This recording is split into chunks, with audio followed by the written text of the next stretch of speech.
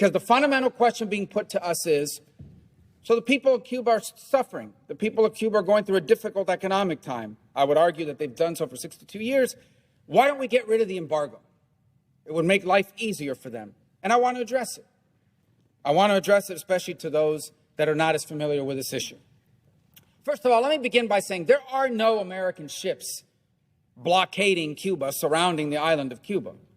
In fact, Cuba, frankly, does not have an embargo in the way people think. Cuba trades with the whole world. For example, Cuba every year exports $1.2 billion, which doesn't sound like a lot, but it's a lot for an island of 11 million people, okay? They export $461 million to China, $127 million to Spain, $65 million to the Netherlands, $64 million to Germany. This is not a country that's isolated. They trade with every country in the world. They export $5.3 billion a year. With Spain alone, they import, $1 billion from Spain. Another $790 million from China, $327 million from Italy, $285 million from Canada and from Russia. So they import over $5 billion. They export over $1.2 billion.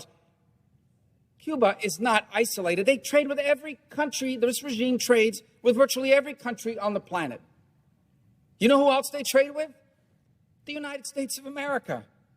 Cuba trades with the United States of America. They import almost $280 million a year, almost as much as they do with Canada and Russia.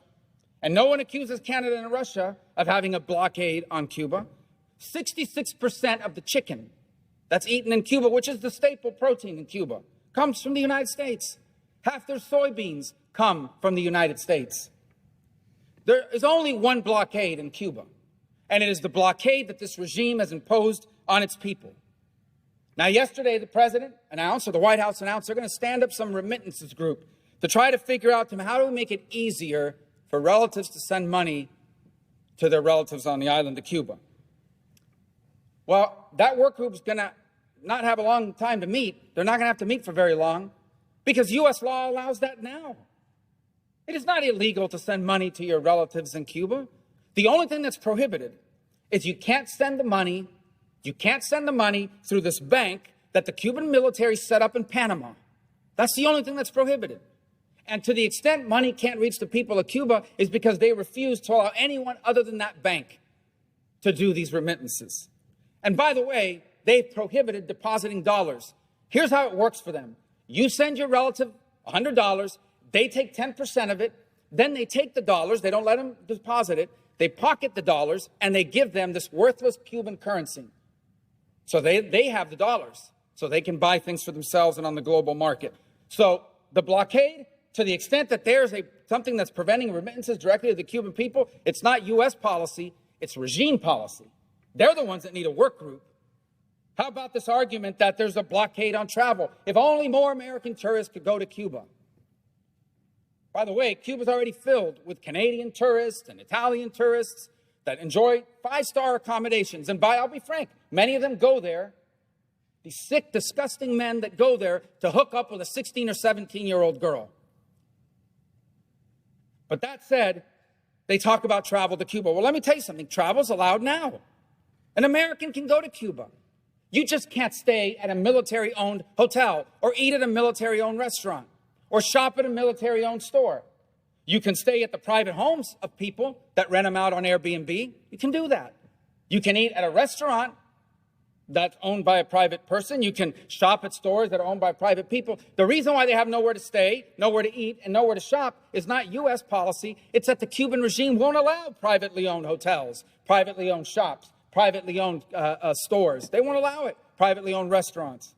They're the ones that have a blockade on travel, not the United States. What about medicine? That's another thing they put out there. This is so cruel. We don't allow medicine in. Do you know what the Cuban regime announced last week? This is what they announced on their national television. We are going to lift the ban on the importation of medicine. What? You mean there was a Cuban ban, a regime ban on importing medicine? Yes, there was. They're the ones that weren't allowing medicine in. And to the amount they were allowing it in, they were putting a tariff on it. So there's no blockade on medicine. We sell the medicine. And you can donate medicine, unlimited amounts under U.S. law. If there's a blockade on medicine, it's the regime's blockade. The other one I hear is the internet. I support the internet.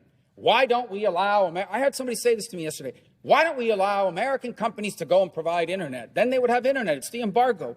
And these people don't know what they're talking about. They literally are just parroting stupid, ridiculous talking points.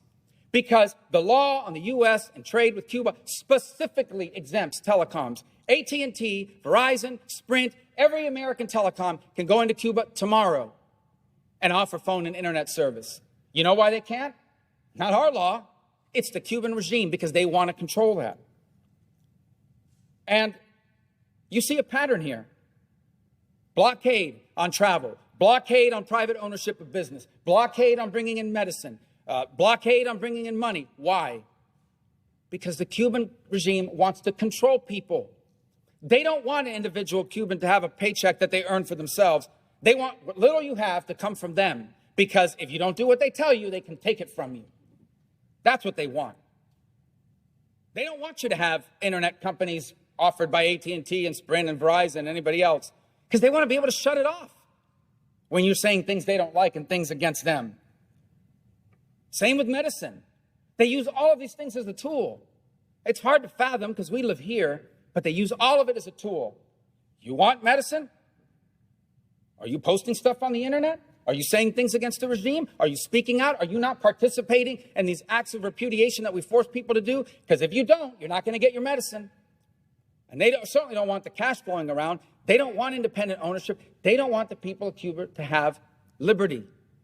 This is all about control. All about control. And by the way, in the law that codified the embargo, it has a clause that automatically triggers the end of the embargo. And you want to know what this tough standard is that's in the law? Free the political prisoners, free press, free and fair elections, multi-party elections. The regime does those three things, the embargo ends automatically. Automatically. There is no embargo on Cuba. There is an embargo on the Cuban regime, an embargo on the companies they own. Because what they wanted to do is they wanted to take the Obama opening, funnel all that money through their companies. People say their Spanish companies own hotels. They don't own the hotels in Cuba. The regime owns the hotels. These hotel chains that open in Cuba on the beaches, they don't even pay their employees. They pay the Cuban government. The Cuban government pays the employees. Control. So the bottom line is this. Anybody who stands up and says there's an embargo, there's a blockade by the United States and it's cruel and it's causing all these policies is one of two things. They don't know what they're talking about and they're just parroting some talking point, or they're liars. That's the only two options. This is not about an embargo. The people of Cuba did not take to the streets, did not have their head cracked open, did not have their kids arrested and put in jail. Mothers who tomorrow plan to march in Cuba because they don't know where their children are. Arrested, they don't know where their kids are. They broke into homes, they grabbed 16-year-old boys, they gave them a bat, they said, you're going halfway across the country to beat people up in the street. They didn't stand up against all those things because of an embargo or because they wanted remittances. They stood up because they wanted liberty. Libertad. That's what they wanted. That's what they're telling us. Why don't we listen to them? They told us what they want. They want libertad. They want liberty. And if there are any people on this earth that should understand that, it should be Americans.